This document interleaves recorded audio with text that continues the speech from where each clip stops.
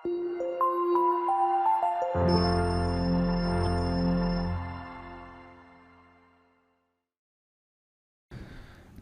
ಸ್ನೇಹಿತರೆ, ಅಮೋಘ ವರ್ಷ ಕೋಚಿಂಗ್ ಸೆಂಟರ್ ಯೂಟ್ಯೂಬ್ ಚಾನಲ್ಗೆ ನಿಮಗೆಲ್ಲ ಸ್ವಾಗತ. ಇವತ್ತಿನ ಪ್ರಮುಖವಾದಂತಹ ಕರೆಂಟ್ ಅಫೇರ್ಸ್ ಟಾಪಿಕ್ಗಳನ್ನು ಡಿಸ್ಕಸ್ ಮಾಡೋಣ.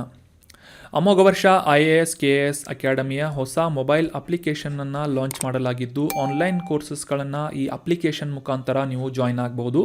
ಅದೇ ರೀತಿಯಾಗಿ ರೆಗ್ಯುಲರ್ ಆಗಿ ಕಂಡಕ್ಟ್ ಮಾಡುವಂತಹ ಟೆಸ್ಟ್ಗಳನ್ನು ಕೂಡ ಈ ಮೊಬೈಲ್ ಅಪ್ಲಿಕೇಶನನ್ನು ಡೌನ್ಲೋಡ್ ಮಾಡಿಕೊಳ್ಳೋದ್ರ ಮೂಲಕ ಟೆಸ್ಟ್ಗಳನ್ನು ನೀವು ಜಾಯ್ನ್ ಆಗ್ಬೋದಾಗಿದೆ. ಸೊ ಅಪ್ಲಿಕೇಶನನ್ನು ಫ್ರೀಯಾಗಿ ನೀವು ಗೂಗಲ್ ಪ್ಲೇಸ್ಟೋರ್ನಿಂದ ಡೌನ್ಲೋಡ್ ಮಾಡ್ಕೋಬೋದಾಗಿದೆ.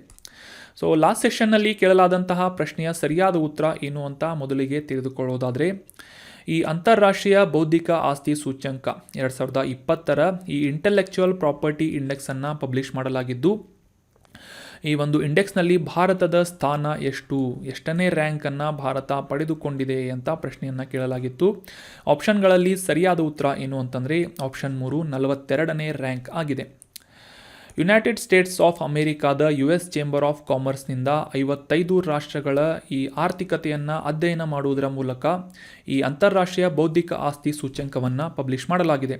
2023ರ ಈ ಒಂದು ಸೂಚ್ಯಂಕದ ಪಟ್ಟಿಯಲ್ಲಿ ಭಾರತ 55 ರಾಷ್ಟ್ರಗಳ ಪೈಕಿ 42ನೇ ಸ್ಥಾನವನ್ನು ಪಡೆದುಕೊಂಡಿದೆ ಅನ್ನೋದು examination point of view important ಆಗಿದೆ.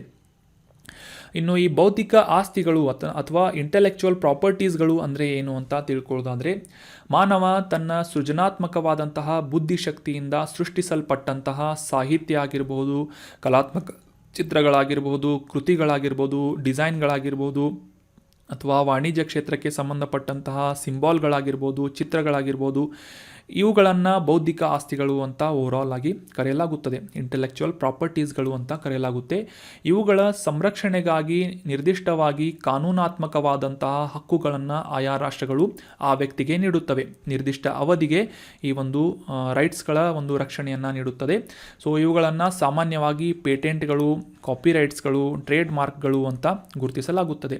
ಈ ರೀತಿಯಾದಂತಹ ಈ ಬೌದ್ಧಿಕ ಆಸ್ತಿಗಳ ಸಂರಕ್ಷಣೆಗಾಗಿ ಆಯಾ ರಾಷ್ಟ್ರಗಳು ರೂಪಿಸುವಂತಹ ನೀತಿಯ ಆಧಾರದ ಮೇಲೆ ಅವುಗಳನ್ನು ಅಧ್ಯಯನ ಮಾಡುವುದರ ಮೂಲಕ US ಚೇಂಬರ್ ಆಫ್ ಕಾಮರ್ಸ್ನಿಂದ ಈ ಅಂತಾರಾಷ್ಟ್ರೀಯ ಬೌದ್ಧಿಕ ಆಸ್ತಿ ಸೂಚ್ಯಂಕವನ್ನು ಪಬ್ಲಿಷ್ ಮಾಡಲಾಗುತ್ತದೆ. 2023ರ ಈ ಒಂದು ಇಂಡೆಕ್ಸ್ನಲ್ಲಿ ಯುನೈಟೆಡ್ ಸ್ಟೇಟ್ಸ್ ಮೊದಲ ಸ್ಥಾನದಲ್ಲಿದ್ದರೆ ಭಾರತ 42ನೇ ಸ್ಥಾನವನ್ನು ಪಡೆದುಕೊಂಡಿದೆ ಅನ್ನೋದು examination point of view important ಆಗಿದೆ. ಇಂಟೆಲೆಕ್ಚುವಲ್ ಪ್ರಾಪರ್ಟೀಸ್ ಅಂದರೆ ಏನು ಅಂತ ಕ್ಲಿಯರ್ ಆಯಿತು ಅಂತ ಅನ್ಕೋತೀನಿ. ಅದೇ ರೀತಿಯಾಗಿ ಆನ್ಸರ್ ಮಾಡಿದಂತಹ ಎಲ್ಲ ಸ್ಟೂಡೆಂಟ್ಸ್ಗಳಿಗೆ ಕಂಗ್ರ್ಯಾಚುಲೇಷನ್ಸ್, ವೆರಿ ವೆಲ್ ಡನ್. ಇದೇ ರೀತಿಯಾಗಿ ಡಿಸ್ಕಷನ್ನಲ್ಲಿ ಭಾಗವಹಿಸ್ತಾ ಇರಿ, ನಿಮ್ಮ ಆನ್ಸರ್ಗಳನ್ನು ಕಮೆಂಟ್ ಮಾಡ್ತಾ ಇರಿ ಅಂತ ಹೇಳ್ತಾ ಇವತ್ತಿನ ಪ್ರಶ್ನೆ ಏನು ಅಂತ ನೋಡೋಣ. 2023ರ ರಾಷ್ಟ್ರೀಯ ವಿಜ್ಞಾನ ದಿನವನ್ನು 28 ಫೆಬ್ರವರಿಯಂದು ಆಚರಿಸಲಾಯಿತು. ಸೊ 2023ರ ಈ ಒಂದು ನ್ಯಾಷನಲ್ ಸೈನ್ಸ್ ಡೇಯ ಥೀಮ್ ಏನಾಗಿತ್ತು? ಥೀಮ್ ಅಂತಂತಂದರೆ ವಿಷಯ ಅಂತ ಅರ್ಥ ಬರುತ್ತೆ.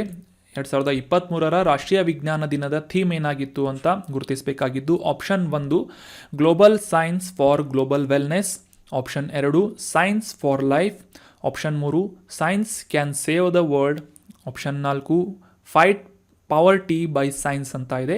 ನಿಮ್ಮ ಉತ್ತರಗಳನ್ನು ಕಮೆಂಟ್ ಬಾಕ್ಸ್ನಲ್ಲಿ ಕಮೆಂಟ್ ಮಾಡಿ. ನ್ಯಾಷನಲ್ ಸೈನ್ಸ್ ಡೇ 2023ರ ಥೀಮ್ ಏನಾಗಿತ್ತು ಅಂತ ಕಮೆಂಟ್ ಮಾಡಿ. ನೆಕ್ಸ್ಟ್ ಸೆಷನ್ನಲ್ಲಿ ಇದರ ಸರಿಯಾದ ಉತ್ತರವನ್ನು ತಿಳಿದುಕೊಳ್ಳೋಣ. ಇನ್ನು ಇವತ್ತಿನ ಮೊದಲನೇ ಆರ್ಟಿಕಲ್ ಏನು ಅಂತ ತಿಳ್ಕೊಳ್ಳೋದಾದರೆ, ನ್ಯಾಷನಲ್ ಸೋಷಿಯಲ್ ಅಸಿಸ್ಟೆಂಟ್ ಪ್ರೋಗ್ರಾಮ್. ಎಕ್ಸಾಮ್ನಲ್ಲಿ ಇದರ ಬಗ್ಗೆ ಪ್ರಶ್ನೆಯನ್ನು ಕೂಡ ಕೇಳಲಾಗಿದೆ.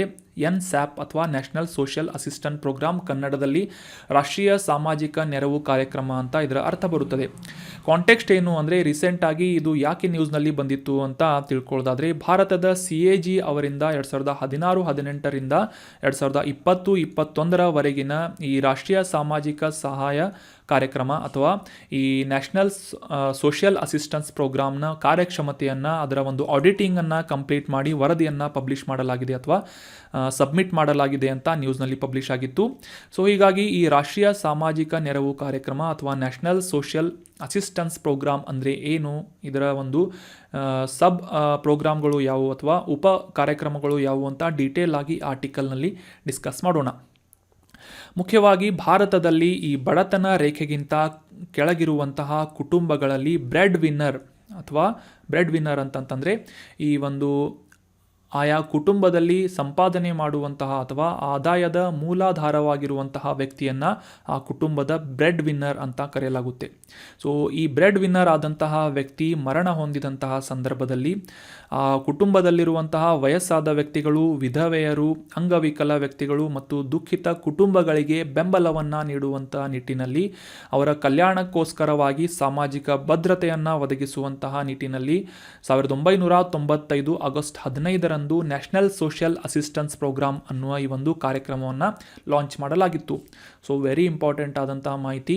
ಈ ಬಿಲೋ ಪಾವರ್ಟಿ ಲೈನ್ ಅಥವಾ ಬಡತನ ರೇಖೆಗಿಂತ ಕೆಳಗಿರುವಂತಹ ಕುಟುಂಬದಲ್ಲಿ ಈ ಸಂಪಾದನೆ ಮಾಡುವಂತಹ ವ್ಯಕ್ತಿಯ ಮರಣ ಹೊಂದಿದಂತಹ ಸಂದರ್ಭದಲ್ಲಿ ಆ ವ್ಯಕ್ತಿಯ ಕುಟುಂಬಕ್ಕೆ ಅನುಕೂಲವನ್ನು ಮಾಡಿಕೊಳ್ಳುವಂತಹ ನಿಟ್ಟಿನಲ್ಲಿ, ಸಾಮಾಜಿಕ ಭದ್ರತೆಯನ್ನು ಒದಗಿಸುವಂತಹ ನಿಟ್ಟಿನಲ್ಲಿ 1995 ಲಾಂಚ್ ಮಾಡಲಾದಂತಹ ಒಂದು ಪ್ರೋಗ್ರಾಮ್ ಯಾವುದು ಅಂತಂದರೆ ರಾಷ್ಟ್ರೀಯ ಸಾಮಾಜಿಕ ನೆರವು ಕಾರ್ಯಕ್ರಮ ಅಂತ ಗುರುತಿಸಬಹುದಾಗಿದೆ. ಇದರಲ್ಲಿ ಮುಖ್ಯವಾಗಿ ಈ ಬಡತನ ರೇಖೆಗಿಂತ ಕೆಳಗಿರುವಂತಹ ಅಥವಾ ಬಿಲೋ ಪಾವರ್ಟಿ ಲೈನ್ನಲ್ಲಿರುವಂತಹ ಕುಟುಂಬಗಳಿಗೆ ಆಧಾರವನ್ನು, ಸಹಾಯವನ್ನು ನೀಡುವಂತಹ ನಿಟ್ಟಿನಲ್ಲಿ ಅರ್ಹತೆಗಳನ್ನು ಗುರುತಿಸಲಾಗಿದ್ದು, ಈ ಒಂದು ರಾಷ್ಟ್ರೀಯ ಸಾಮಾಜಿಕ ನೆರವು ಕಾರ್ಯಕ್ರಮದ ಅಡಿಯಲ್ಲಿ ಪ್ರಮುಖವಾಗಿ 5 ಯೋಜನೆಗಳನ್ನು ರೂಪಿಸಲಾಗಿತ್ತು. ಈ 5 ಯೋಜನೆಗಳು ಯಾವುವು ಅಂತ ತಿಳ್ಕೊಳ್ಳೋದಾದರೆ, ಮೊದಲಿಗೆ ಇಂದಿರಾ ಗಾಂಧಿ ರಾಷ್ಟ್ರೀಯ ವೃದ್ಧಾಪ್ಯ ಪಿಂಚಣಿ ಯೋಜನೆ ಅಂತ. ಇದರ ಅಡಿಯಲ್ಲಿ 60 ವರ್ಷದಿಂದ 79 ವರ್ಷಗಳವರೆಗಿನ ವ್ಯಕ್ತಿಗಳಿಗೆ, ಆ ಕುಟುಂಬದ ವ್ಯಕ್ತಿಗಳಿಗೆ 200 ರೂಪಾಯಿಗಳ ಪ್ರತಿ ತಿಂಗಳ ಪಿಂಚಣಿಯನ್ನು ನೀಡಲಾಗುತ್ತೆ. ನಂತರ 80 ವರ್ಷದಿಂದ ಮುಂದಿನ ವರ್ಷ ಹೆಚ್ಚಿನ ವಯಸ್ಸಿನ ವ್ಯಕ್ತಿಗಳಿಗೆ 500 ರೂಪಾಯಿಗಳ ಮಾಸಿಕವಾದಂತಹ ಒಂದು ಪಿಂಚಣಿಯನ್ನು ನೀಡಲಾಗುತ್ತೆ. ಇದು ಇಂದಿರಾ ಗಾಂಧಿ ರಾಷ್ಟ್ರೀಯ ವೃದ್ಧಾಪ್ಯ ಪಿಂಚಣಿ ಯೋಜನೆ ಅಂತ ಗುರುತಿಸಿಕೊಳ್ಳುತ್ತೆ. ಎರಡನೇ ಉಪ ಯೋಜನೆ ಯಾವುದು ಅಂತಂದರೆ ಇಂದಿರಾ ಗಾಂಧಿ ರಾಷ್ಟ್ರೀಯ ವಿಧವಾ ಪಿಂಚಣಿ ಯೋಜನೆಯಾಗಿದೆ. ಈ ಬ್ರೆಡ್ ವಿನ್ನರ್ ಆದಂತಹ ವ್ಯಕ್ತಿ ಏನಾದರೂ ಮರಣ ಹೊಂದಿದಂತಹ ಸಂದರ್ಭದಲ್ಲಿ ಆತನ ವಿಧವೆಗೆ 40 ವರ್ಷ ವಯಸ್ಸಿನ ವಿಧವೆಗೆ ಪ್ರತಿ ತಿಂಗಳಿಗೆ 300 ರೂಪಾಯಿಗಳ ವಿಧವಾ ವೇತನವನ್ನು, ನಂತರ 80 ವರ್ಷವನ್ನು ದಾಟಿದಂತಹ ವಿಧವೆಯರಿಗೆ ಪ್ರತಿ ತಿಂಗಳಿಗೆ 500 ರೂಪಾಯಿಯನ್ನು ನೀಡುವಂತಹ ಒಂದು ಯೋಜನೆ ಇಂದಿರಾ ಗಾಂಧಿ ರಾಷ್ಟ್ರೀಯ ವಿಧವಾ ಪಿಂಚಣಿ ಯೋಜನೆಯಾಗಿದೆ. ಈ ಎರಡೂ ಯೋಜನೆಗಳನ್ನು ಕೂಡ ಈ NSAP ಅಥವಾ ನ್ಯಾಷನಲ್ ಸೋಷಿಯಲ್ ಅಸಿಸ್ಟೆನ್ಸ್ ಪ್ರೋಗ್ರಾಮ್ನ ಅಡಿಯಲ್ಲಿ ನೀಡಲಾಗುತ್ತದೆ. ಇನ್ನು ಮೂರನೇ ಪ್ರೋಗ್ರಾಮ್ ಯಾವುದು ಅಂತಂದರೆ ಇಂದಿರಾ ಗಾಂಧಿ ರಾಷ್ಟ್ರೀಯ ಅಂಗವಿಕಲ ಪಿಂಚಣಿ ಯೋಜನೆಯಾಗಿದೆ. 18 ವರ್ಷಕ್ಕಿಂತ ಹೆಚ್ಚಿನ ವಯಸ್ಸಿನ ವ್ಯಕ್ತಿಗೆ ಅಂಗವೈಕಲ್ಯ ಮಟ್ಟ 80% ಇರಬೇಕು. ಸೊ ಅಂತಹ ವ್ಯಕ್ತಿಗೆ ಪ್ರತಿ ತಿಂಗಳಿಗೆ 300 ರೂಪಾಯಿಗಳ ಒಂದು ಪಿಂಚಣಿಯನ್ನು ನೀಡಲಾಗುತ್ತೆ. ನಂತರ ಆ ಅಂಗವೈಕಲ್ಯವನ್ನು ಹೊಂದಿದಂತಹ ವ್ಯಕ್ತಿಗೆ 80 ವರ್ಷಗಳ ನಂತರ 500 ರೂಪಾಯಿಗಳ ಒಂದು ಪಿಂಚಣಿಯನ್ನು ನೀಡಲಾಗುತ್ತೆ. ಇದು ಇಂದಿರಾ ಗಾಂಧಿ ರಾಷ್ಟ್ರೀಯ ಅಂಗವಿಕಲ ಪಿಂಚಣಿ ಯೋಜನೆಯಾಗಿದೆ. ನಂತರ 4ನೇ ಪ್ರೋಗ್ರಾಮ್ ಯಾವುದು ಅಂತಂದರೆ ರಾಷ್ಟ್ರೀಯ ಕುಟುಂಬ ಪ್ರಯೋಜನ ಯೋಜನೆ. ಈ ಒಂದು ಪ್ರೋಗ್ರಾಮ್ನ ಅಡಿಯಲ್ಲಿ ಈ ಬ್ರೆಡ್ ವಿನ್ನರ್ ಆದಂತಹ ವ್ಯಕ್ತಿ ಮರಣವನ್ನು ಹೊಂದಿದಂತಹ ಸಂದರ್ಭದಲ್ಲಿ 20,000 ರೂಪಾಯಿಗಳ ಒಂದು ದೊಡ್ಡ ಮೊತ್ತವನ್ನು ಸಹಾಯವಾಗಿ ನೀಡಲಾಗುತ್ತದೆ. ಸೊ ಬ್ರೆಡ್ ವಿನ್ನರ್ ಅಂದರೆ ಈ ಮೂಲ ಸಂಪಾದನೆಯನ್ನು ಮಾಡುವಂತಹ ವ್ಯಕ್ತಿ 18ರಿಂದ 60 ವರ್ಷ ವಯಸ್ಸನ್ನು ಹೊಂದಿರಬೇಕು. ಅಂತಹ ವ್ಯಕ್ತಿ ಮರಣವನ್ನು ಹೊಂದಿದಂತಹ ಸಂದರ್ಭದಲ್ಲಿ ಆ ವ್ಯಕ್ತಿಯ ಕುಟುಂಬದವರಿಗೆ, ಆ ದುಃಖಿತ ಕುಟುಂಬಕ್ಕೆ 20,000 ರೂಪಾಯಿಗಳ ದೊಡ್ಡ ಮೊತ್ತವನ್ನು ಸಹಾಯವಾಗಿ ನೀಡಲಾಗುತ್ತದೆ. ಇದು ರಾಷ್ಟ್ರೀಯ ಕುಟುಂಬ ಪ್ರಯೋಜನ ಯೋಜನೆಯಾಗಿದೆ. ಅದು ಕಂಪಲ್ಸರಿ ಏನು ಅಂತಂದರೆ ಬಿಲೋ ಪಾವರ್ಟಿ ಲೈನ್ನಲ್ಲಿ ಆ ಕುಟುಂಬ ಬರಬೇಕು. ನಂತರ ಈ ಅನ್ನಪೂರ್ಣ ಅನ್ನುವ ಈ ಒಂದು ಯೋಜನೆಯ ಅಡಿಯಲ್ಲಿ ಫಲಾನುಭವಿಗಳಿಗೆ ಪ್ರತಿ ತಿಂಗಳಿಗೆ 10 kg ಆಹಾರ ಧಾನ್ಯಗಳು, ಗೋಧಿ ಅಥವಾ ಅಕ್ಕಿಯನ್ನು ನೀಡುವಂತಹ ಆಹಾರ ಭದ್ರತೆಯನ್ನು ಒದಗಿಸುವಂತಹ ಗುರಿಯೊಂದಿಗೆ ಅನ್ನಪೂರ್ಣ ಅನ್ನುವ ಯೋಜನೆಯನ್ನು ಈ ರಾಷ್ಟ್ರೀಯ ಸಾಮಾಜಿಕ ನೆರವು ಕಾರ್ಯಕ್ರಮದ ಅಡಿಯಲ್ಲಿ ಪ್ರಾರಂಭ ಮಾಡಲಾಗಿತ್ತು. ಸೊ ಈ ರೀತಿಯಾಗಿ 5 ಪ್ರೋಗ್ರಾಮ್ಗಳನ್ನು ಒಳಗೊಂಡಂತಹ ಒಂದು ಅಂಬ್ರೆಲಾ ಪ್ರೋಗ್ರಾಮ್ ಯಾವುದು ಅಂತಂದರೆ ಈ ರಾಷ್ಟ್ರೀಯ ಸಾಮಾಜಿಕ ನೆರವು ಪ್ರೋಗ್ರಾಮ್ ಅಥವಾ ಕಾರ್ಯಕ್ರಮ ಅಥವಾ ನ್ಯಾಷನಲ್ ಸೋಷಿಯಲ್ ಅಸಿಸ್ಟೆನ್ಸ್ ಪ್ರೋಗ್ರಾಮ್ ಆಗಿದೆ. 1995 ಇದನ್ನು ಲಾಂಚ್ ಮಾಡಲಾಗಿತ್ತು. ಇದರಲ್ಲಿ ಪ್ರಾರಂಭವಾದಂತಹ ಉಪಯೋಜನೆಗಳು ಯಾವುವು ಅಂತಂದರೆ ಇಂದಿರಾ ಗಾಂಧಿ ರಾಷ್ಟ್ರೀಯ ವೃದ್ಧಾಪ್ಯ ಪಿಂಚಣಿ ಯೋಜನೆ, ಎರಡನೇದು ಇಂದಿರಾ ಗಾಂಧಿ ರಾಷ್ಟ್ರೀಯ ವಿಧವಾ ಪಿಂಚಣಿ ಯೋಜನೆ, ನಂತರ ಮೂರನೇದು ಯಾವುದು ಅಂತಂದರೆ ಇಂದಿರಾ ಗಾಂಧಿ ರಾಷ್ಟ್ರೀಯ ಅಂಗವಿಕಲ ಪಿಂಚಣಿ ಯೋಜನೆ, ನಾಲ್ಕನೇದು ರಾಷ್ಟ್ರೀಯ ಕುಟುಂಬ ಪ್ರಯೋಜನ ಯೋಜನೆ, ಅದೇ ರೀತಿಯಾಗಿ 5ನೇದು ಅನ್ನಪೂರ್ಣ ಯೋಜನೆಯಾಗಿದೆ. ಸೊ ಈ ರೀತಿಯಾದಂತಹ 5 ಯೋಜನೆಗಳನ್ನು ಈ ನ್ಯಾಷನಲ್ ಸೋಷಿಯಲ್ ಅಸಿಸ್ಟೆನ್ಸ್ ಪ್ರೋಗ್ರಾಮ್ನ ಅಡಿಯಲ್ಲಿ ಲಾಂಚ್ ಮಾಡಲಾಗಿತ್ತು. ನೋಟ್ ಮಾಡಿ ಇಟ್ಕೊಳ್ಳಿ ಇವನ್ನು. ಇನ್ನು ಮುಂದಿನ ಆರ್ಟಿಕಲ್ ಕ್ಯಾಶ್ ರಿಸರ್ವ್ ರೇಷೋ ಬಗ್ಗೆ ಇದೆ. ಕಾಂಟೆಕ್ಸ್ಟನ್ನು ಮೊದಲಿಗೆ ಅರ್ಥ ಮಾಡ್ಕೊಳ್ಳೋದಾದರೆ, ಇತ್ತೀಚೆಗೆ RBIನಿಂದ ಮಾನಿಟರಿ ಪಾಲಿಸಿ ಕಮಿಟಿಯನ್ನು, ಇದರ ಒಂದು ಸಭೆಯನ್ನು ಆಯೋಜನೆ ಮಾಡಲಾಗಿತ್ತು. ಮಾನಿಟರಿ ಪಾಲಿಸಿ ಕಮಿಟಿ ಅಂತಂತಂದರೆ ಹಣಕಾಸಿನ ನೀತಿ ಸಮಿತಿ ಅಂತ ಕೂಡ ಇದನ್ನು ಕರೆಯಲಾಗುತ್ತೆ ಕನ್ನಡದಲ್ಲಿ. ಈ ಮಾನಿಟರಿ ಪಾಲಿಸಿ ಕಮಿಟಿಯ ಮುಖ್ಯ ಉದ್ದೇಶ ಏನಾಗಿರುತ್ತೆ ಅಂತಂದರೆ, ಮುಖ್ಯವಾಗಿ ಈ ಪಾಲಿಸಿ ರೇಟ್ಗಳನ್ನು ಅಥವಾ ರೆಪೋ ರೇಟ್ ಅಂತ ಏನು ಕರಿತೇವೆ, ರೆಪೋ ರೇಟನ್ನು ನಿರ್ಧಾರ ಮಾಡುವುದಾಗಿರುತ್ತದೆ. ಈ ಬಾರಿ ನಡೆದಂತಹ ಈ ಮಾನಿಟರಿ ಪಾಲಿಸಿ ಕಮಿಟಿಯ ಸಭೆಯಲ್ಲಿ ರೆಪೋ ರೇಟನ್ನು ಯಾವುದೇ ರೀತಿಯಾಗಿ ಚೇಂಜ್ ಮಾಡದೆ 6.5 ಇದ್ದಂತಹ ಪರ್ಸೆಂಟ್ನಷ್ಟು ಇದ್ದಂತಹ ಈ ಒಂದು ರೆಪೋ ರೇಟನ್ನು ಕಂಟಿನ್ಯೂ ಮಾಡಲಾಗಿದೆ ಅನ್ನೋದು ಕೂಡ ಈ ಒಂದು ಸಂದರ್ಭದಲ್ಲಿ ಪಬ್ಲಿಷ್ ಆಗಿತ್ತು. ಸೊ ಅದೇ ರೀತಿಯಾಗಿ ವಾಣಿಜ್ಯ ಬ್ಯಾಂಕ್ಗಳು RBIನಲ್ಲಿ ಮೀಸಲು ಇರಿಸುವಂತಹ ಕ್ಯಾಶ್ ರಿಸರ್ವ್ ರೇಷೋ ಅಥವಾ ನಗದು ಮೀಸಲು ಅನುಪಾತ ಅಂತ, ಕ್ಯಾಶ್ ರಿಸರ್ವ್ ರೇಷೋವನ್ನು ಕೂಡ ಇನ್ಕ್ರೀಸ್ ಮಾಡಬೇಕು ಅಂತ ಈ RBIನಿಂದ ಒಂದು ಪ್ರಕಟಣೆಯನ್ನು ಹೊರಡಿಸಲಾಗಿದೆ ಅಂತ ನ್ಯೂಸ್ನಲ್ಲಿ ಪಬ್ಲಿಷ್ ಆಗಿತ್ತು. ಸೊ ಹೀಗಾಗಿ ಕ್ಯಾಶ್ ರಿಸರ್ವ್ ರೇಷೋ ಅಂದರೆ ಏನು ಅಂತ ಕ್ಲಿಯರ್ ಆಗಿ ಒಂದು ಆರ್ಟಿಕಲ್ನಲ್ಲಿ ಡಿಸ್ಕಸ್ ಮಾಡೋಣ.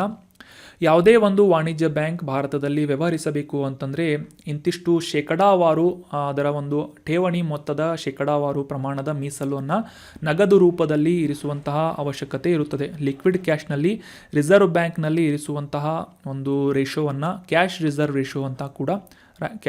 ರೇಷೋ ಅಂತ ಕರೆಯಲಾಗುತ್ತದೆ. ಸಾಮಾನ್ಯವಾಗಿ ಈಗ ಸದ್ಯಕ್ಕೆ 4.5% ಕ್ಯಾಶ್ ರಿಸರ್ವ್ ರೇಷೋವನ್ನು ಈ RBIನಿಂದ ನಿರ್ಧಾರ ಮಾಡಲಾಗಿದ್ದು, ಈ ಒಂದು ಯಾವ ರೀತಿಯಾಗಿ ಕ್ಯಾಲ್ಕುಲೇಟ್ ಮಾಡಲಾಗುತ್ತೆ ಅಂತಂದರೆ, ಯಾವುದೇ ಒಂದು ಬ್ಯಾಂಕ್ನಲ್ಲಿ 1,000 ರೂಪಾಯಿಗಳಷ್ಟು ಠೇವಣಿ ಇತ್ತು ಅಂತಂದರೆ RBIನಲ್ಲಿ ಈ 1,000 ರೂಪಾಯಿಯ 4.5% ಅಂದರೆ 45 ರೂಪಾಯಿಗಳನ್ನು ಠೇವಣಿ ಮಾಡುವಂತಹ ಅವಶ್ಯಕತೆ ಇರುತ್ತದೆ. ಸೊ ಈ ಠೇವಣಿ ಮಾಡಿದಂತಹ ಮೀಸಲು ಇರಿಸಿದಂತಹ ಕ್ಯಾಶ್ ಅಥವಾ ನಗದಿಗೆ ಯಾವುದೇ ರೀತಿಯಾಗಿ RBIನಿಂದ ಬ್ಯಾಂಕ್ಗಳಿಗೆ ಇಂಟ್ರೆಸ್ಟ್ಗಳನ್ನು ಪಾವತಿ ಮಾಡಲಾಗುವುದಿಲ್ಲ. ಸೊ ಇದು ಕೂಡ ಇಂಪಾರ್ಟೆಂಟ್ ಆದಂತಹ ಪಾಯಿಂಟ್. ಮತ್ತು ಈ ಒಂದು ಕ್ಯಾಶ್ ರಿಸರ್ವ್ ರೇಷೋಗಳನ್ನು ಕಂಪಲ್ಸರಿಯಾಗಿ ಭಾರತದಲ್ಲಿರುವಂತಹ ವಾಣಿಜ್ಯ ಬ್ಯಾಂಕ್ಗಳು ಅಥವಾ ಕಮರ್ಷಿಯಲ್ ಬ್ಯಾಂಕ್ಗಳು ಮಾತ್ರ ಮೇಂಟೈನ್ ಮಾಡುವಂತಹ ಅವಶ್ಯಕತೆ ಇದ್ದು, ಯಾವುದೇ ರೀತಿಯಾಗಿ ರೀಜನಲ್ ರೂರಲ್ ಬ್ಯಾಂಕ್ಸ್ ಅಥವಾ ಈ ಪ್ರಾದೇಶಿಕ ಗ್ರಾಮೀಣ ಬ್ಯಾಂಕ್ಗಳಾಗಿರ್ಬೋದು ಅಥವಾ ನಾನ್ ಬ್ಯಾಂಕಿಂಗ್ ಫೈನಾನ್ಷಿಯಲ್ ಕಂಪನಿಗಳಾಗಿರ್ಬೋದು, ಈ ರೀತಿಯಾದಂತಹ ಹಣಕಾಸಿನ ಫೈನಾನ್ಷಿಯಲ್ ಇನ್ಸ್ಟಿಟ್ಯೂಷನ್ಗಳು ಈ CRRನ್ನು ಮೇಂಟೈನ್ ಮಾಡುವಂತಹ ಅವಶ್ಯಕತೆ ಇರುವುದಿಲ್ಲ. ಕೇವಲ ಕಮರ್ಷಿಯಲ್ ಬ್ಯಾಂಕ್ ಅಂದರೆ ವಾಣಿಜ್ಯ ಬ್ಯಾಂಕ್ಗಳು ಮಾತ್ರ ಈ ಒಂದು CRRನ್ನು ಮೇಂಟೈನ್ ಮಾಡುವಂತಹ ಅಥವಾ ಮೀಸಲಿರಿಸುವಂತಹ ಅವಶ್ಯಕತೆ ಇರುತ್ತದೆ. ಇನ್ನು ಈ ವಾಣಿಜ್ಯ ಬ್ಯಾಂಕ್ಗಳು ಈ CRRನ್ನು ಮೇಂಟೈನ್ ಮಾಡುವುದಕ್ಕೆ ಮುಖ್ಯ ಉದ್ದೇಶ ಏನು ಅಂತಂದರೆ, ಈ ಹಣದುಬ್ಬರ ಮಾರ್ಕೆಟ್ನಲ್ಲಿ ಇನ್ಫ್ಲೇಷನ್ ರೇಟ್ ಜಾಸ್ತಿ ಆದಂತಹ ಸಂದರ್ಭದಲ್ಲಿ ಮತ್ತು ಬ್ಯಾಂಕ್ಗಳು ಹೆಚ್ಚು ಸಾಲವನ್ನು ಗ್ರಾಹಕರಿಗೆ ನೀಡುವುದನ್ನು ತಡೆಯುವಂತಹ ಒಂದು ಕಾರಣದಿಂದಾಗಿ RBIನಿಂದ CRRನ್ನು ನಗದು ಮೀಸಲು ಅನುಪಾತವನ್ನು ಇನ್ಕ್ರೀಸ್ ಮಾಡಲಾಗುತ್ತದೆ. ಸೊ ಇದರ ಮುಖ್ಯ ಉದ್ದೇಶ ಏನು ಅಂತಂದರೆ, ಮಾರ್ಕೆಟ್ನಲ್ಲಿ ಈ ಹಣದ ಪೂರೈಕೆ ಅಥವಾ ಮನಿ ಫ್ಲೋ ಅದನ್ನು ಕಂಟ್ರೋಲ್ ಮಾಡುವಂತಹ ಒಂದು ಉದ್ದೇಶ ಆಗಿರುತ್ತೆ. ಅದೇ ರೀತಿಯಾಗಿ ಮಾರ್ಕೆಟ್ನಲ್ಲಿ ಹಣದ ಒಂದು ಹರಿವು ಕಡಿಮೆಯಾದಂತಹ ಸಂದರ್ಭದಲ್ಲಿ ಈ ಬ್ಯಾಂಕ್ಗಳಿಂದ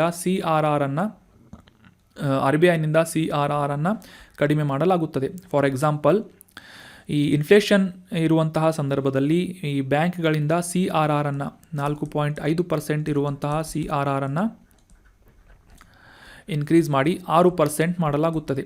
ಇದರ ಒಂದು ರಿಫ್ಲೆಕ್ಷನ್ ಅಂದರೆ ಇದರ ಒಂದು ರಿಸಲ್ಟ್ ಏನಾಗುತ್ತೆ ಅಂತಂದರೆ, ಬ್ಯಾಂಕ್ಗಳಲ್ಲಿ 1,000 ರೂಪಾಯಿ ಒಂದು ಠೇವಣಿ ಇದ್ದರೆ, ಡೆಪಾಸಿಟ್ ಇದ್ದರೆ, ಈ 6.6%ನ ಒಂದು CRR ರೇಟ್ ಇನ್ಕ್ರೀಸ್ ಮಾಡುವುದರಿಂದ ಬ್ಯಾಂಕ್ಗಳಲ್ಲಿ ಕೇವಲ 940 ರೂಪಾಯಿ ಮಾತ್ರ ಉಳಿಯುತ್ತದೆ. ಇದರಿಂದಾಗಿ ಈ ಒಂದು ಬ್ಯಾಂಕ್ಗಳ ಸಾಲ ನೀಡುವಂತಹ ಕ್ಷಮತೆ ಕಡಿಮೆಯಾಗುವುದಷ್ಟೇ ಅಲ್ಲದೆ, ಈ ಸಾಲ ಪಡೆದುಕೊಳ್ಳುವುದರಿಂದ ಆಗಬಹುದಾದಂತಹ ಈ ಮಾರ್ಕೆಟ್ನಲ್ಲಿನ ಹಣದ ಹರಿವು ಕಡಿಮೆಯಾಗುತ್ತದೆ.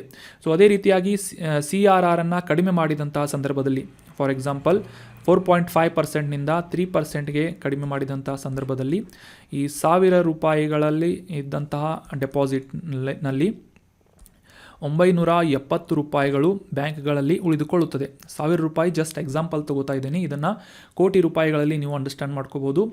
ಸೊ 970 ರೂಪಾಯಿಗಳು ಉಳಿಯುವುದರಿಂದ ಈ ಬ್ಯಾಂಕ್ಗಳಲ್ಲಿ ಹೆಚ್ಚಿನ ಹಣ ಉಳಿಯುತ್ತದೆ. ಇದರಿಂದ ಗ್ರಾಹಕರಿಗೆ ಹೆಚ್ಚಿನ ಒಂದು ಸಾಲವನ್ನು ಅಥವಾ ಲೋನ್ಗಳನ್ನು ನೀಡಲಾಗುತ್ತೆ. ಇದರಿಂದ ಮಾರ್ಕೆಟ್ನಲ್ಲಿ ಹಣದ ಹರಿವು ಹೆಚ್ಚಾಗುವುದರಿಂದ ಈ ಕಡಿಮೆಯಾದಂತಹ ಇನ್ಫ್ಲೇಷನ್ ರೇಟ್ ಜಾಸ್ತಿ ಆಗುತ್ತದೆ. ಇದರಿಂದ ಮಾರ್ಕೆಟ್ನಲ್ಲಿ ಆರ್ಥಿಕತೆ ಎಕ್ಸ್ಪಾಂಡ್ ಆಗುವಂತಹ ಅಥವಾ ಆರ್ಥಿಕತೆ ವರ್ಧಿಸುವಂತಹ ಸಾಧ್ಯತೆಗಳು ಕೂಡ ಇನ್ಕ್ರೀಸ್ ಆಗುತ್ತವೆ. ಸೊ ಈ ರೀತಿಯಾಗಿ ಈ ರೆಪೋ ರೇಟನ್ನು ಯಾವ ರೀತಿಯಾಗಿ ಹೆಚ್ಚು ಕಡಿಮೆ ಮಾಡುವುದರಿಂದ ಇನ್ಫ್ಲೇಷನ್ ರೇಟನ್ನು RBI ಕಂಟ್ರೋಲ್ ಮಾಡುತ್ತೆ. ಅದೇ ರೀತಿಯಾಗಿ ಈ RBIನಲ್ಲಿ ಇರಿಸಿದಂತಹ ಮೀಸಲಾದಂತಹ ಈ CRR ಅನ್ನು ರೆಗ್ಯುಲೇಟ್ ಮಾಡುವುದರ ಮೂಲಕ ಇನ್ಫ್ಲೇಷನ್ ರೇಟನ್ನು ಕಡಿಮೆ ಮಾಡುವಂತಹ ನಿಟ್ಟಿನಲ್ಲಿ RBI ಕೆಲಸವನ್ನು ಮಾಡುತ್ತದೆ. ಇದನ್ನೆಲ್ಲ ನೀವು ಆಲ್ರೆಡಿ ಈ ಎಕನಾಮಿಗೆ ಸಂಬಂಧಪಟ್ಟಂತಹ ಈ ಬ್ಯಾಂಕಿಂಗ್ ವ್ಯವಸ್ಥೆಗೆ ಸಂಬಂಧಪಟ್ಟಂತಹ ಕಾನ್ಸೆಪ್ಟ್ಗಳಾದಂತಹ CRR ಆಗಿರ್ಬೋದು, SLR ಆಗಿರ್ಬೋದು, ರೆಪೋ ರೇಟ್ ಆಗಿರ್ಬೋದು, ಈ ರೀತಿಯಾದಂತಹ ಮಾನಿಟರಿ ಪಾಲಿಸಿ ಕಮಿಟಿಯ ಈ ಸಾಧನಗಳನ್ನು ಅಥವಾ ಟೂಲ್ಸ್ಗಳನ್ನು ನೀವೆಲ್ಲ ತಿಳ್ಕೊಂಡಿರ್ತೀರಿ ಅಂತ ಅನ್ಕೋತೀನಿ. So that was about detailed information of cash reserve ratio. ಅದೇ ರೀತಿಯಾಗಿ SLR ಅಂತ ಕೂಡ ಇದೆ. ಯಾವುದೇ ಒಂದು ಬ್ಯಾಂಕಿನ ನೆಟ್ ಡಿಮ್ಯಾಂಡ್ ಆ್ಯಂಡ್ ಟೈಮ್ ಲಯಬಿಲಿಟಿಯ ಒಂದು ಪರ್ಸೆಂಟ್ನ ಆಧಾರದ ಮೇಲೆ ಈ CRR ಅನ್ನು ನಿರ್ಧಾರ ಮಾಡಲಾಗುತ್ತೆ. ಸೊ ನಿಮಗೆ ಡೀಟೇಲ್ ಆದಂತಹ ವಿಡಿಯೋ ಬೇಕು ಅಂತಂದರೆ ಈ SLR net demand and time liability ಅಂದರೆ ಏನು, CRR ಅಂದರೆ ಏನು ಅಂತ ಕ್ಲಿಯರ್ ಆಗಿ ಡೀಟೇಲ್ ಆದಂತಹ ಒಂದು ವಿಡಿಯೋ ಅಥವಾ ಕಾನ್ಸೆಪ್ಟ್ ಏನಾದರೂ ಬೇಕು ಅಂತಂದರೆ ಕಮೆಂಟ್ ಬಾಕ್ಸ್ನಲ್ಲಿ ಕಮೆಂಟ್ ಮಾಡಿ. ಅಟ್ಲೀಸ್ಟ್ 10 ಕಮೆಂಟ್ಸ್ಗಳು ಬಂದರೆ ಈ ವಿಡಿಯೋವನ್ನು ನಾನು ಕಂಟಿನ್ಯೂ ಮಾಡ್ತೇನೆ. ಇನ್ನು ಮುಂದಿನ ಆರ್ಟಿಕಲ್ ವಿಶ್ವ ಆನೆ ದಿನಾಚರಣೆಯ ಬಗ್ಗೆ ಇದೆ. ಪ್ರತಿ ವರ್ಷ ಆಗಸ್ಟ್ 12ರಂದು ಜಾಗತಿಕವಾಗಿ ಈ ಆನೆಗಳು ಎದುರಿಸುತ್ತಿರುವಂತಹ ಸವಾಲುಗಳು ಮತ್ತು ಅವುಗಳ ಉಳಿವಿಗಾಗಿ ಜಾಗೃತಿಯನ್ನು ಮೂಡಿಸುವಂತಹ ಉದ್ದೇಶದಿಂದ ಈ ವರ್ಲ್ಡ್ ಎಲಿಫೆಂಟ್ ಡೇಯನ್ನು ಆಚರಿಸಲಾಗುತ್ತದೆ.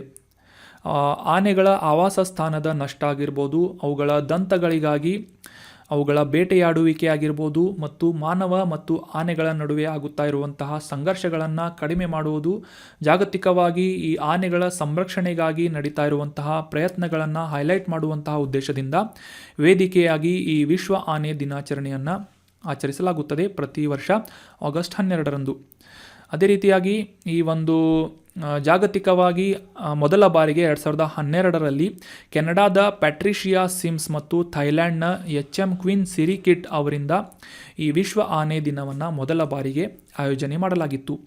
ಭವಿಷ್ಯದ ಪೀಳಿಗೆಗಳಿಗೆ ಈ ಭವ್ಯವಾದಂತಹ ಜೀವಿಗಳನ್ನು ಸಂರಕ್ಷಣೆ ಮಾಡುವಂತಹ ಪ್ರಾಮುಖ್ಯತೆಯನ್ನು ಉತ್ತೇಜಿಸುವಂತಹ ಒಂದು ಸಂರಕ್ಷಣೆ ಕುರಿತಾದಂಥ ಅರಿವನ್ನು ಮೂಡಿಸುವುದು ಮತ್ತು ಈ ಆನೆಗಳ ಕಲ್ಯಾಣ ಮತ್ತು ಅವುಗಳ ಉಳಿವಿಗಾಗಿ ಕ್ರಮಗಳನ್ನು ಕೈಗೊಳ್ಳುವಂತೆ ಉತ್ತೇಜಿಸುವಂತಹ ಗುರಿಯನ್ನು ಈ ವಿಶ್ವ ಆನೆ ದಿನ ಹೊಂದಿದೆ.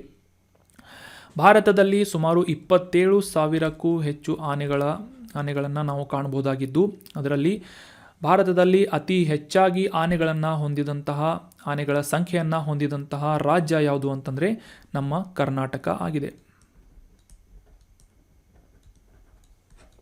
ಕರ್ನಾಟಕದಲ್ಲಿ 2023ರ ಅಂಕಿಅಂಶದ ಪ್ರಕಾರ 6,395 ಆನೆಗಳನ್ನು ಗುರುತಿಸಲಾಗಿದ್ದು, ಕರ್ನಾಟಕದಲ್ಲಿ ಅತಿ ಹೆಚ್ಚು ಆನೆಗಳನ್ನು ಬಂಡೀಪುರ ರಾಷ್ಟ್ರೀಯ ಉದ್ಯಾನವನದಲ್ಲಿ 1,116 ಆನೆಗಳನ್ನು, ನಾಗರಹೊಳೆ ಅಭಯಾರಣ್ಯದಲ್ಲಿ 831, ಬಿಳಿಗಿರಿ ರಂಗನ ಬೆಟ್ಟದಲ್ಲಿ 613, ಭದ್ರಾದಲ್ಲಿ 445, ಅದೇ ರೀತಿಯಾಗಿ ಮಲೆ ಮಹದೇಶ್ವರ ಬೆಟ್ಟದಲ್ಲಿ 236, ಕಾವೇರಿ ವನ್ಯಜೀವಿ ಧಾಮದಲ್ಲಿ 128.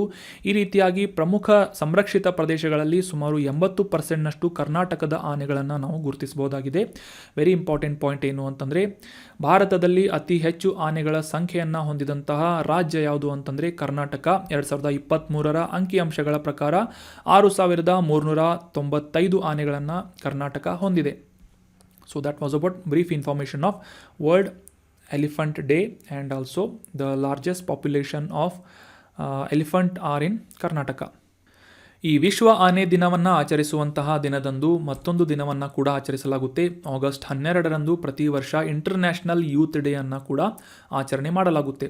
ಮುಖ್ಯವಾಗಿ ಜಾಗತಿಕವಾಗಿ ಯುವ ಸಮುದಾಯವನ್ನು ಒಗ್ಗೂಡಿಸುವಂತಹ ನಿಟ್ಟಿನಲ್ಲಿ 1999 ಡಿಸೆಂಬರ್ 17ರಂದು ಈ ವಿಶ್ವ ಯುವ ದಿನಾಚರಣೆಯನ್ನು ಆಚರಿಸಬೇಕು ಅಂತ ವಿಶ್ವಸಂಸ್ಥೆಯಿಂದ, ಯುನೈಟೆಡ್ ನೇಷನ್ನಿಂದ ಒಂದು ನಿರ್ಧಾರವನ್ನು ಕೈಗೊಳ್ಳಲಾಗಿತ್ತು. ಇದರ ಪ್ರತಿಫಲವಾಗಿ 2000ನೇ ಇಸವಿಯಲ್ಲಿ ಆಗಸ್ಟ್ 12ರಂದು ಮೊದಲ ಬಾರಿಗೆ ಇಂಟರ್ನ್ಯಾಷನಲ್ ಯೂತ್ ಡೇ ಅನ್ನು ಆಚರಣೆ ಮಾಡಲಾಯಿತು.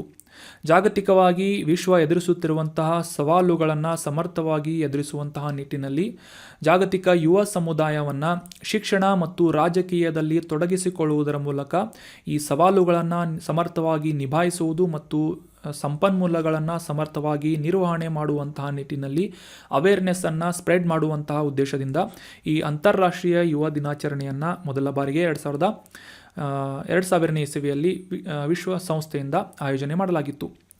So that was about international youth day. ಪ್ರತಿ ವರ್ಷ ಆಗಸ್ಟ್ 12ರಂದು ಈ ದಿನಾಚರಣೆಯನ್ನು ವಿಶ್ವ ಯುವ ದಿನಾಚರಣೆಯನ್ನು ಆಚರಿಸಲಾಗುತ್ತೆ. ಅದೇ ರೀತಿಯಾಗಿ ನ್ಯಾಷನಲ್ ಯೂತ್ ಡೇಯನ್ನು ಕೂಡ ಭಾರತದಲ್ಲಿ ಆಯೋಜನೆ ಮಾಡಲಾಗುತ್ತೆ. ಪ್ರತಿ ವರ್ಷ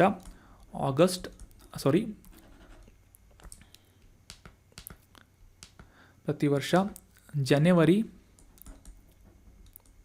12ರಂದು ಸ್ವಾಮಿ ವಿವೇಕಾನಂದರ ಜಯಂತಿಯಂದು ಈ ಒಂದು ರಾಷ್ಟ್ರೀಯ ಯುವ ದಿನಾಚರಣೆಯನ್ನು ಆಚರಿಸಲಾಗುತ್ತೆ. ನೆನಪಿಟ್ಕೊಳ್ಳಿ, ಕನ್ಫ್ಯೂಸ್ ಮಾಡ್ಕೋಬೇಡಿ.